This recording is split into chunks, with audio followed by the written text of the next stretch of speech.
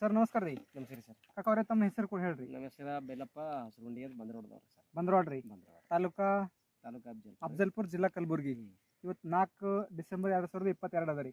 ಇವತ್ತು ನಿಮ್ಮ ತೊಗರಿ ತೋಟ ನೋಡ್ಲಿಕ್ಕೆ ಬಂದೇನೋ ಇವತ್ತು ಇಲ್ಲಿ. ಈ ತೊಗರಿಗೆ ನೀವು ನಮ್ದು ಎಣ್ಣೆ ಹೊಡ್ಸಿರಿ. ಸಣ್ಣ ಇದ್ದಾಗ ಯಾವ್ದು ಹೊಡ್ಸಿರಿ? ಗ್ರೋ ನೈಟ್ರೋಕಿಂಗ್ ರೀ.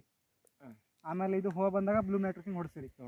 ಇದು ಎಣ್ಣೆ ಹೊಡಕ್ಕಿಂತ ಮುಂಚೆ ಹೆಂಗಿತ್ತು ಮತ್ತು ಈಗ ಹೆಂಗಾಗಿದ್ರಿ? ಈಗ ನೋಡ್ರಿ ಸರ್, ನಮಗೆ ಮಾತ್ರ ಇದು ಫಸ್ಟಿಗೆ ಹೊಡ್ಯೋ ಟೈಮಿಗೆ ನಮ್ಗೆ ಬೆಳೆನೇ ಸರಿ ಅನಿಸ್ತಿಲ್ಲ. ನಿಮ್ಗೆ ಯಾವಾಗ ಈಗ ನಾವು ಎಣ್ಣೆ ತಂದು ಸಿಂಪಡಣೆ ಮಾಡ್ಕೊತ ಬಂದಂಗೆ ಏನದ ಕರೆಕ್ಟ್ ನಾವು ಮೇಂಟೈನ್ ಆಗಿ ಈ ಥರ ನಮ್ಗೆ ಏನದ ಫಲ ಬಂದರಿ.